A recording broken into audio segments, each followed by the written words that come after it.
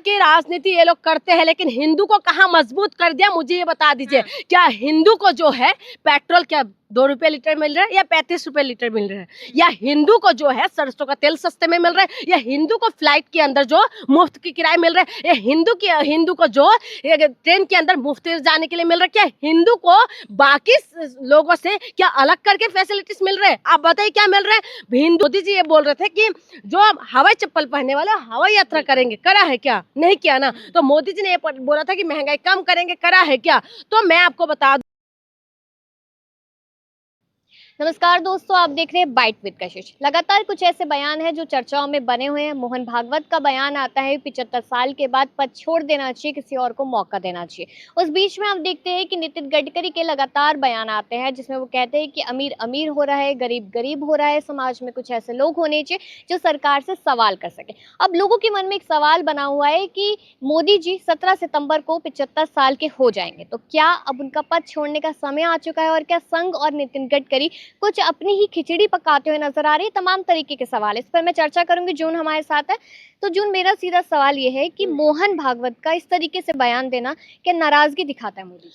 देखिए, नाराजगी तो है, नाराजगी है क्योंकि पहले मोदी जी जब से आए तो मोदी जी ने ये कानून बना दिया था कि 75 साल के बाद सब रिटायर्ड हो जाए, ठीक है। लेकिन अब मोदी जी की बारी है। तो पहले भी आपने केजरीवाल ने एक बयान दिया था, आपने सुना होगा, जब केजरीवाल जेल से बाहर आए थे तो उन्होंने ये बयान दिया था कि इनके बीच आपस में चल रहा है और ये 75 साल के बाद जो मोदी जी है ये रिटायर्ड होने वाले हैं, यानी कि जगह छोड़ने वाले हैं और अमित शाह को प्रधानमंत्री बनाने वाले, ये पहले बोल दिया था। उसके बाद फिर नितिन गडकरी जी, अगर नितिन गडकरी जी प्रधानमंत्री बने तो उसमें दिक्कत कुछ नहीं है क्योंकि उन्होंने काम किया है। उनको जो काम दिया गया है वो जिस विभाग के मंत्री है, यानी कि जो रोड है परिवहन का, ठीक है, तो उन्होंने पूरा देश के अंदर काम किया है। आप माने ना माने उस चीजों को हमें मानना पड़ेगा कि बेशक उन्होंने टैक्स लगाया है, टोल टैक्स वगैरह लगे हैं, लेकिन उसके बावजूद भी अगर हाईवे चले जाइए, एक्सप्रेसवे में उन्होंने काम किया है, तमाम जगह पे नितिन गडकरी जी ने काम किया है।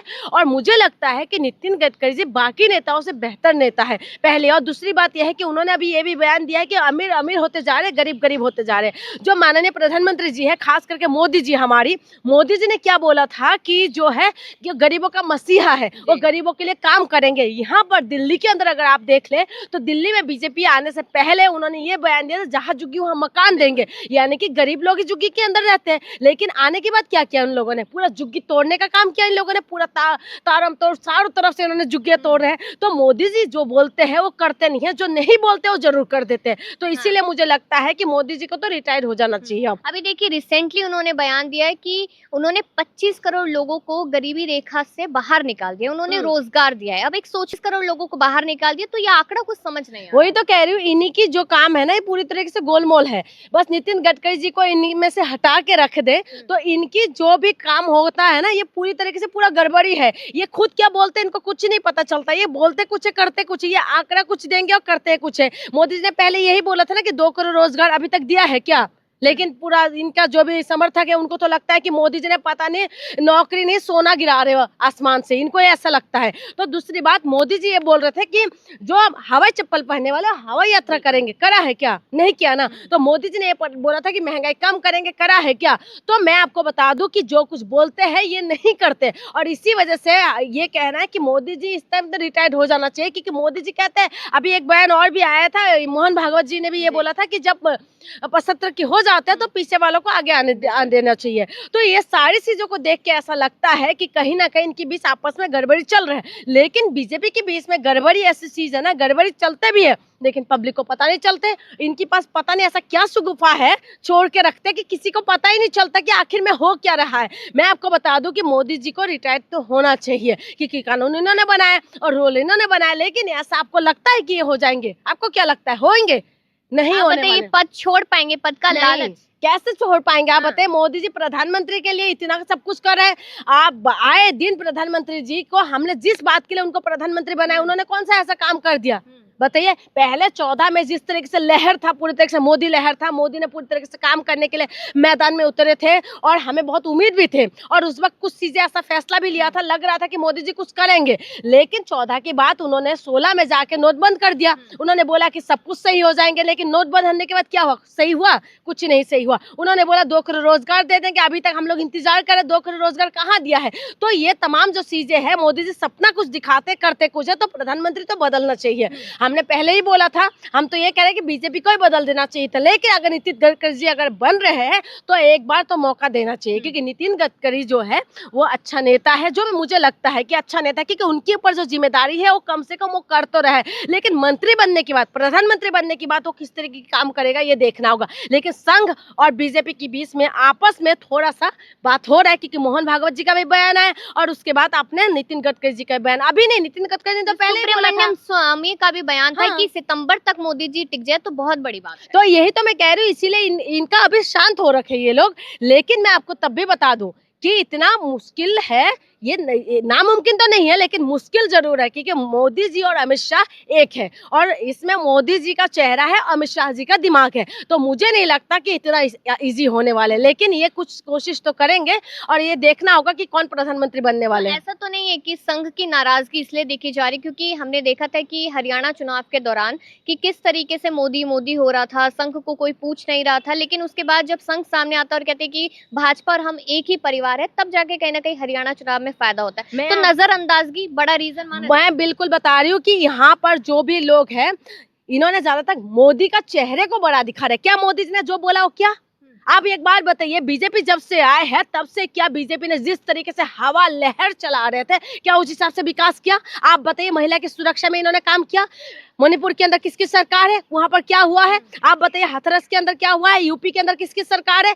तमाम चीजों में ना तो ये महिला सुरक्षा कर सकते हैं, ना ये लोग नौकरी दे सकते हैं, ना बच्चों का पेपर ठीक से करवा सकते हैं, बच्चों के अंदर दंदा ये लोग मरवा सकते हैं। ये लोग हर चीज कोशिश करते हैं, जिससे उम्मीद होता है वो लोग नहीं करते। तो इसीलिए मुझे लगता है कि ये बदल देना चाहिए और ये जो बयानबाजी जो दे रहे हैं, ये कहीं ना कहीं माहौल बनाने की कोशिश कर रहे हैं। लेकिन बीजेपी की जो राजनीति है या आरएसएस की जो राजनीति है ना, इसको आप समझ से परे है और मुझे नहीं लगता कि मोदी जी इतना जल्दी कुर्सी छोड़ने वाले हैं। बेशक वो हो रहा है कि हरियाणा के अंदर मोदी मोदी हो गया, क्योंकि हरियाणा के अंदर तो कांग्रेस जीतने वाले थे, लेकिन वहां पर जाके आम आदमी पार्टी ने अपना खेल कर दिया और उसके बाद ये लोग बीजेपी जीत गए। वहां पर ऐसे ही हुआ दिल्ली के अंदर कांग्रेस ने आम आदमी पार्टी का खेल बिगाड़ दिया और उसके बाद यहाँ पर बीजेपी जीत गए।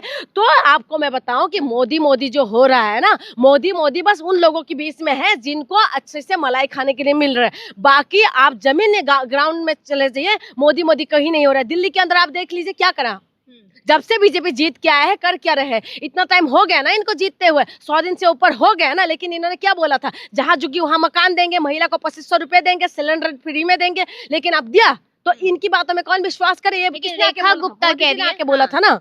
लेकिन रेखा गुप्ता कह रही है कि अगर झुग्गियां टूटी है तो कोर्ट का फैसला है और जो 2500 की बात है उस पे कैबिनेट मीटिंग्स लगातार चल रही है। आप एक बात बताइए, ये लोग कोर्ट की आड़ में छुपने की कोशिश करते हैं। आप बताइए, जब कोर्ट ने फैसला दे रखा था, क्या तुम्हें पता नहीं था चुनाव से पहले? चुनाव से पहले आपने ऐसा घोषणा क्यों किया? आप चुनाव से पहले ये क्यों बोला था मोदी जी के रैली में कि जहां झुग्गी वहां मकान मिलेगा आप लोगों को?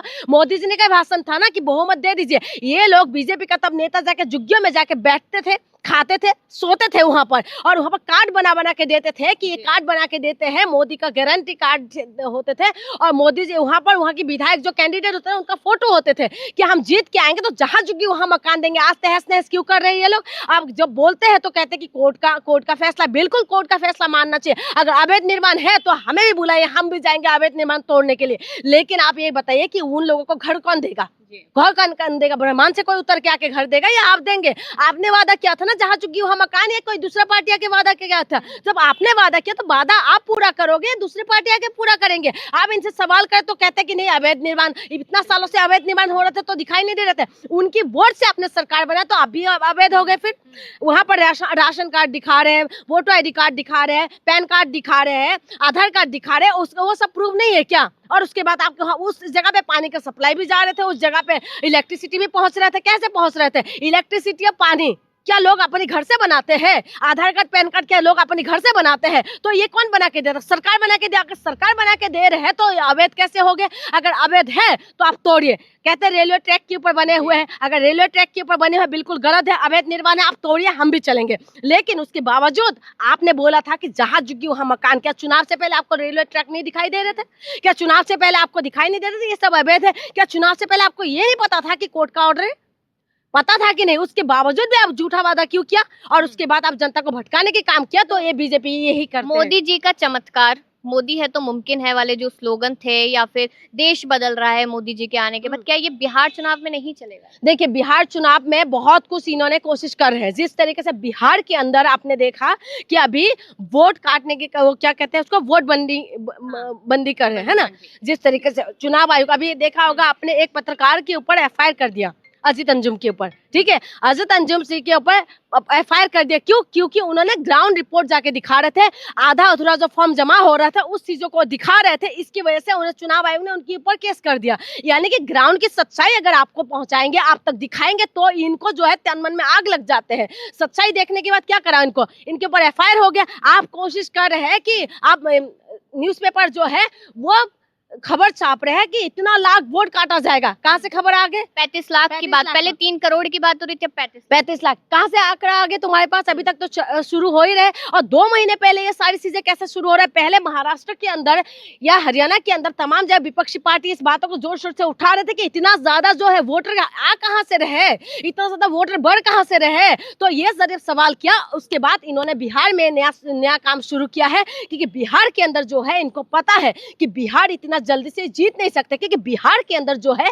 जितना भी मुख्यमंत्री बने हैं वो एसटी एससी ओबीसी यानी कि पिछड़े समाज से आए हुए लोग बने हैं, ठीक है? लेकिन इनको इसलिए खटक रहा है क्योंकि 20 साल से नीतीश कुमार के साथ ये लोग गठबंधन में चला रहे हैं और नीतीश कुमार भी पिछड़े समाज में आते हैं। तो ये चाह रहे कि हमें पूरी तरीके से बहुमत की सरकार मिले, और इसीलिए ये लोग पूरा जोर जबरदस्ती यानी कि पूरा जोर लगा रहे हैं कि किसी भी तरीके से बिहार को जीत लिया जाए। क्योंकि यूपी जैसे जनसंख्या में सबसे ज्यादा है, तो यूपी जैसे बड़ा है, क्योंकि दिल्ली का रास्ता यूपी होते हुए आते हैं, ऐसे बिहार एक बहुत बड़ा प्रदेश है। तो इसीलिए उनको लगता है कि किसी भी तरीके से बिहार को जीतना है, इसलिए बीजेपी पूरी तरीके से नाम आ रहा है कि संघ की जो पसंद है वो नितिन गडकरी भी हो सकते हैं, योगी आदित्यनाथ भी हो सकते हैं। अगर आपने नितिन गडकरी की तो बात की, लेकिन अगर योगी आदित्यनाथ को पसंद कर लेती है संघ, तो क्या देश? नहीं नहीं नहीं नहीं, ये नहीं होना चाहिए। योगी आदित्यनाथ जी को मैं उस बात के लिए समर्थन करती हूँ, लेकिन प्रधानमंत्री तो बिल्कुल नहीं। प्रधानमंत्री के लिए हम नितिन गडकरी जी को मैं पहले से शुरू से पसंद आया है और आगे भी पसंद होगा, मुझे लगता है काम करेंगे। लेकिन योगी आदित्यनाथ नहीं होना चाहिए। क्यों नहीं होना चाहिए? इसीलिए नहीं होना चाहिए क्योंकि योगी आदित्यनाथ जब से सरकार में बने हैं उसके बाद आपने देखा होगा अखिलेश यादव के घर को जो बंगला उन्होंने छोड़ा था उसको गंगा जल से धो दिया गया, ठीक है? यानी कि एसटी एससी ओबीसी पिछड़े समाज के लिए उनकी मानसिकता क्या है, पहली बात। और दूसरी बात, जो अभी यूपी के अंदर हो रहा है, यूपी के अंदर 5,000 से भी ज्यादा स्कूल यानी कि 27,000 स्कूल इनकी राउंड फिगर में है, लेकिन अभी फिलहाल 5,000 स्कूल को ये लोग बंद करने के लिए यानी कि मर्ज करने के लिए इन्होंने बोल दिया है। आप बताइए, जो शिक्षा में काम नहीं कर रहे हैं, जो ठेका खोल रहे हैं, जो शिक्षा को इन लोग बंद करने की काम कर रहे हैं, उससे क्या हो रहा है? ये शिक्षा विरोधी है या महिलाओं के विरोधी है? आप बताइए, ऐसे छोटी छोटी बच्ची के साथ आज की डेट पे बलात्कार हो जाते हैं, वो बच्चे क्या दूर दूर जाएंगे वो लोग पढ़ने के लिए? 5 किलोमीटर 6 किलोमीटर दूर जाके पढ़ेंगे, 3 किलोमीटर दूर जाके पढ़ेंगे वो? अगर गांव की स्कूल बंद हो गए तो गांव में ऐसे ही बच्चे स्कूल में नहीं जाते और उसके बाद स्कूल बंद करा जा रहा है, मर्ज हो रहे हैं। आप बताइए कैसे होगा? उसके बाद आपको लगता है कि शिक्षा भर्ती होंगे? शिक्षकों का भर्ती कहाँ से होंगे? जब मर्ज हो जाएंगे, 2 को अगर 1 कर दिया जाए तो शिक्षकों की ऐसे भी कमी है। हिंदुत्व की राजनीति के लिए तो योगी आदित्यनाथ बेहतर की राजनीति ये लोग करते हैं, लेकिन हिंदू को कहाँ मजबूत कर दिया मुझे ये बता दीजिए। क्या हिंदू को जो है पेट्रोल क्या 2 रुपए लीटर मिल रहा है या 35 रुपए लीटर मिल रहा है? या हिंदू को जो है सरसों का तेल सस्ते में मिल रहा है? या हिंदू को फ्लाइट के अंदर जो मुफ्त की किराए मिल रहा है? या हिंदू को जो ट्रेन के अंदर मुफ्त जाने के लिए मिल रहा है? क्या हिंदू को बाकी लोगों से क्या अलग करके फैसिलिटीज मिल रहे हैं? आप बताइए क्या मिल रहा है? हिंदू को अगर बाकी लोगों से अगर अच्छी बेहतर कुछ मिल रहा है तो आप मुझे बताइए कि हाँ हिंदू को ये चीज मिल रहा है। सिर्फ हिंदू को नाम पे ये लोग वोट लेते हैं, राम के नाम पे ये लोग धंधा करने वाले लोग हैं, राम के नाम पे ये लोग वोट खरीदते हैं। हैं, वोट लेते हैं ये लोग, लेकिन राम के आदर्शों में नहीं चलते। राम ने तो अपना सिंहासन छोड़ दिया, राम ने तो वनवास काट लिया, राम के उसमें तो कोई भूखे नहीं मर रहे थे, राम ने तो अपना सब कुछ, पुरुषोत्तम राम है, राम ने हमें क्या कुछ सिखाया आप बताइए। राम ने हम लोगों को जो है आदर्श सिखाया, राम ने हमें सहनशीलता सिखाया, राम ने हमें सब कुछ छोड़ना सिखाया, लेकिन ये लोग तो कुर्सी में चिपक के बैठे हुए हैं। अभी देखा था आपने, यहाँ पर चुनाव हुआ था, किस तरीके से पहरा लगा दिया था पूरी तरीके से। तो आपको क्या लगता है? इसीलिए मैं कह रही हूँ कि योगी आदित्यनाथ जी प्रधानमंत्री नहीं बनना चाहिए, क्योंकि योगी आदित्यनाथ अगर बनेंगे तो मुझे नहीं लगता कि शिक्षा में काम होगा, मुझे नहीं लगता कि पिछड़े समाज के लोग, दलित समाज के लोग, खास करके पूरे वर्ल्ड में अगर सबसे ज्यादा गलत हुआ है तो दो समुदाय के साथ ही हुआ है। एक यहूदियों के साथ गलत हुआ था जब हिटलर की टाइमिंग में, और जो है दलित समाज के साथ, दलित समाज के साथ अमानवीय व्यवहार हुआ था। और इसीलिए आप बताइए, अखिलेश यादव क्या ओबीसी समाज से नहीं आते? क्या यादव ओबीसी समाज में नहीं आते? लेकिन वो भी मुख्यमंत्री, छोटी मोटी इंसान ने, मुख्यमंत्री होने के बाद ही उनकी घर को अगर गंगा जल से धो रहे हैं तो आप समझिए कि क्या कुछ होने वाले। तो इसीलिए हाथरस जैसे कांड हो जाते यूपी के अंदर ही है ना, जहां पर फूल माला से केक काट के स्वागत करते बलात्कारियों को, हाथरस की जैसे बेटियों को रातों रात जला दिया जाता है, तो यूपी के अंदर ही है ना। तो हमने यूपी मॉडल देखा है, इसीलिए मैं कह रही हूँ बेसिक रोड बहुत बढ़िया बना है। योगी जी का एक आधा फैसला अच्छा है जो स्टेट में लेते हैं, लेकिन मुझे प्रधानमंत्री के हिसाब से नितिन गडकरी जी है। आखिरी सवाल करूंगी, कांग्रेस कह रही है कि अच्छे दिन आने वाले हैं, मोदी जी जाने वाले हैं।